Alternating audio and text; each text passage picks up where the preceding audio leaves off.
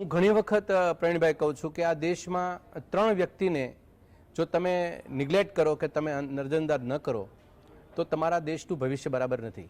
એક ખેડૂત ખેતરમાં ઊભો રહે ત્યાં સુધી જ આપણા સૌનું ભલું છે. એક સૈનિક એ સીમા ઉપર બેસે ત્યાં સુધી જ આપણે સુરક્ષિત છીએ. અને એક શિક્ષક જ્યાં સુધી વર્ગમાં રહે, વર્ગખંડની અંદર રહે ત્યાં સુધી જ આપણા બાળકોનું ભવિષ્ય છે. એટલે ખેડૂતનું ભવિષ્ય, બાળકોનું ભવિષ્ય અને સમગ્ર દેશનું ભવિષ્ય આ ત્રણ વ્યક્તિના હાથમાં છે. અને આ ત્રણ વ્યક્તિ અને આ ત્રણ બાબત, ત્રણ તબક્કાને આ ભારતીય જનતા પાર્ટીની સરકારને, એમાં બેઠેલા આગેવાનોને ક્યારેય તે કોઈ સંવેદનાથી આને ચિંતા કરી અને આનો નિકાલ કેમ કરવો અથવા તો આને કેમ આગળ લઈ જવું એ બાબતમાં એ લોકોએ ક્યારેય કોઈ દિવસ અંદર નજર પણ કરી નથી. હું તમને એક વસ્તુ કહું, હું છેલ્લા 40 વર્ષથી ગુજરાત એગ્રીકલ્ચર યુનિવર્સિટી સાથે સંકળાયેલો છું. 40 વર્ષ થવા આવશે. અને 40 વર્ષ પૈકી આજની જે દની પરિસ્થિતિ છે એનું મુખ્ય કારણ છે કે તમારી ગાડી ઉપર ડ્રાઈવર સીટ ઉપર તમે ડ્રાઇવિંગ કરનાર વ્યક્તિને તમે નથી બેસાડતા અને ત્યાં કોઈક ત્રાહિત વ્યક્તિને બેસાડી દો છો. અને જે ગાડી અને જે અંદર રહેલા લોકોનું જોખમ થાય છે એ સેમ જોખમ કૃષિ યુનિવર્સિટીનું છે, સેમ જોખમ ખેતીવાડી ખાતાનું છે અને સેમ એવું જોખમ તમામ ડિપાર્ટમેન્ટનું છે. તમે જે વિસ્તરણની વાતો કરી, તમામ ડિપાર્ટમેન્ટની વાત કરી, હું શબ્દશઃ સંમત છું કે આજે હું તમને કહું ગુજરાત એગ્રીકલ્ચર યુનિવર્સિટીના પ્રિન્સિપાલ વગરની કોલેજ ચાલે અને જે રીતે ખેતીવાડી ખાતાના નિયામકની પોસ્ટ એ સૌથી મોટી પોસ્ટ છે, એને નિયામક ઇન્ચાર્જ 2 વર્ષથી છે, એમ એનું ખેતીવાડી ખાતું ચાલે. એટલે એમને સાહેબ જે વાત જે સાંભળી છે કે ડિસેમ્બરમાં એને પણ રાજીનામું મૂકી દીધું છે, તો હવે તો 3ની જગ્યાએ 2 હતા, 2ની જગ્યાએ તો 1 થઈ જશે. ભરતી નહીં થાય કે કંઈક આયોજન કરી રાખ્યું નહીં પ્રવીણભાઈ, એના કરતા દની પરિસ્થિતિ, એ પણ બધા ઇન્ચાર્જ હતા. એને આ સરકારને કોઈ કાયમી ઓફિસરને મૂકવાની માનસિકતા નથી. આ એનું પરિણામ છે. અને બીજું, હું અને તમે જે ચર્ચા કરીએ છીએ એ ચર્ચા માટે એ લોકો સભાન અવસ્થામાં નથી. રાઘવજી પટેલ હોય કે કોઈ પણ ખેતીવાડી ખાતાનો ઉપરી અધિકારી હોય કે મંત્રી હોય કે મુખ્યમંત્રી હોય, એને ગુજરાતની સ્થળ જમીન પરિસ્થિતિની ખરાબ દની પરિસ્થિતિ બની રહી છે અને એના માટે ખેતીવાડી ખાતું જવાબદાર છે, યુનિવર્સિટી જવાબદાર છે, એ નથી ખબર? ખબર છે. શુદ્ધ બુદ્ધિની અંદર આ કામ ચાલી રહ્યું છે. અને આપણે સૌ બીજ નિગમ હોય, જીએલડીસી હોય, સીડ સર્ટિફિકેટ એજન્સી હોય કે ખેતીવાડી ખાતું હોય, તમે 4 તબક્કા સીધા ખેડૂતના ખેતરને સ્પર્શે, સીધા ખેડૂતના ખેતરને. અને છતાં પણ એની અંદરથી બીજ નિગમની અંદર તો માત્ર અત્યારે હું છેલ્લી માહિતી લઈ 30 કર્મચારી કામ નથી કરતા. 30. એક મિનિટ, જે લાસ્ટ ટાઈમ આપણે ડિબેટ કરી હતી 56 નથી. તો રાઘવજીભાઈ તો જાહેરાત કરી હતી વહેલી તકે ભરાઈ જશે. 148 જગ્યા ખાલી છે, 2004 મંજૂર મહેકમ છે, તો 56 માંથી પણ ઘટી ગયા છે. હા પ્રવીણભાઈ, 30 રહ્યા છે. એ તમને કારણ કહું, એ 30 પણ કેવા છે?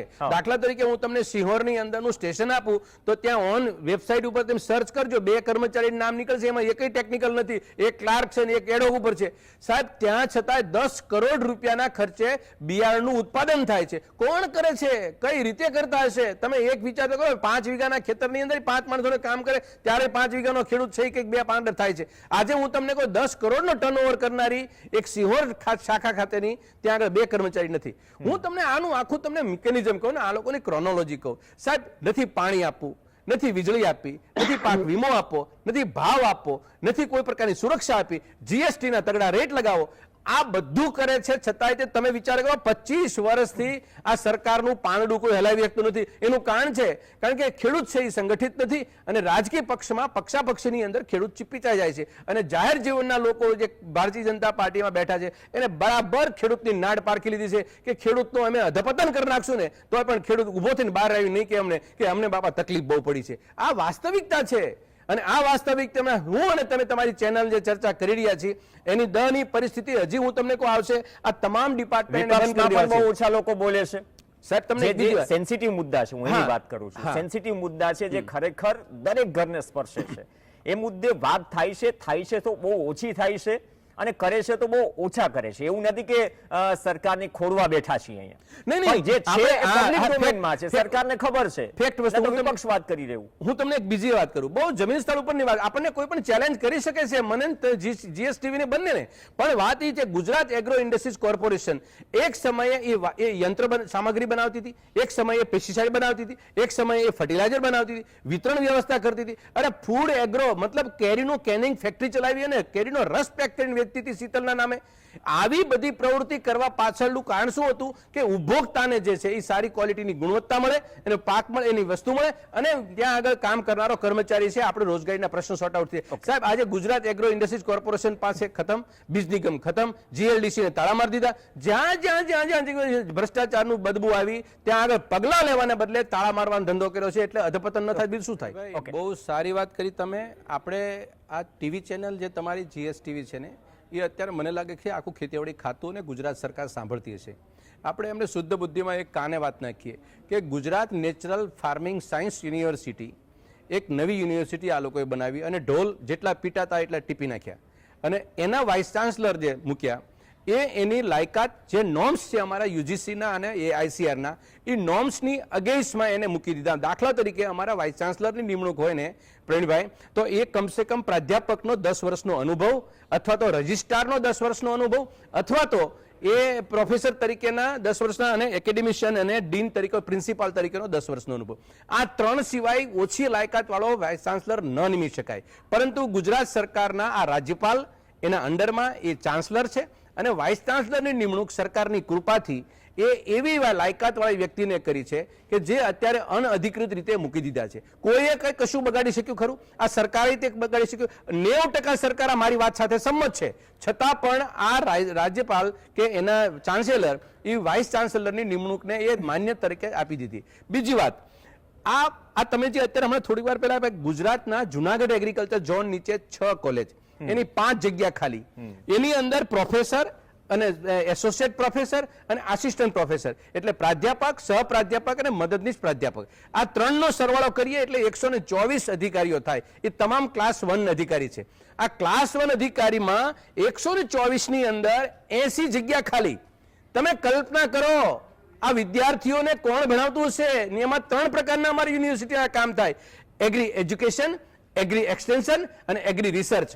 આ 3 પ્રકારના કામ કરવા માટે 124 પૈકી 80 જગ્યા ખાલી. એટલે શું રિસર્ચ કરતા હશે, શું સંશોધન કરતા હશે કે ભણાવતા હશે, કે શું એક્સટેન્શન કરીને ગામના ખેડૂત સુધી પહોંચાડતા હશે? સાહેબ, દયનીય પરિસ્થિતિ છે. સાંભળનાર લોકોના જે ખેતીને લઈ અને જે મનસા છે ને, જે તમે કીધું ને 8 કૃષિ મંત્રી આવ્યા, 8માં આ જ હાલત છે. એનું મૂળમાં જઈએ તો ખબર પડે આ ભારતીય જનતા પાર્ટીની સરકાર એને ગામડું, ખેડૂત અને ખેત મજૂર એને દુશ્મન લાગે છે. એના કારણે એને એક સરકાર ખેડૂત વિરોધી, ખેતી વિરોધી અને ગામ વિરોધી છે. એટલા માટે તમે તમામ તબક્કામાં તમે જુઓ જે નવા આયામ પાયામ કર્યા, એમાં તમને ખેડૂતને છેલ્લા તબક્કાને કોઈ ફાયદો નથી. 25 વર્ષનો સરવાળો કર્યો, 9 કૃષિ મંત્રી ગયા, 9 ઠાવકાઈથી કોલર ઊંચા કરતા હતા. અમે ખેડૂતના દીકરા છીએ, અને ખેડૂતના દીકરા તરીકે તમે સૌથી મોટું પાપ કર્યું.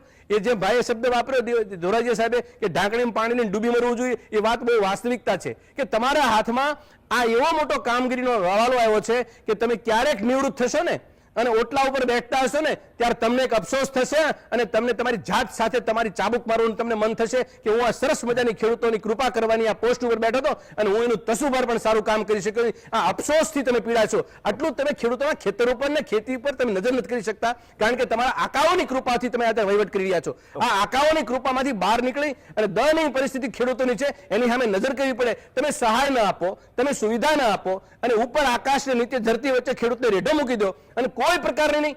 આજની તારીખે પ્રવીણભાઈ, હું તમને કહું, આ ખેડૂતનો જે સદીઓથી ઉપર આકાશને નીચે ધરતીથી ખેતી કરતો હતો, પણ સરકારના પરિઘમાં આવ્યા પછી સરકારના પ્રશ્નો એટલા વિકરાળ આવ્યા કે ખેડૂત સરકારના પ્રશ્નોને કારણે પરેશાન છે. બાકી GST ક્યાં હતું?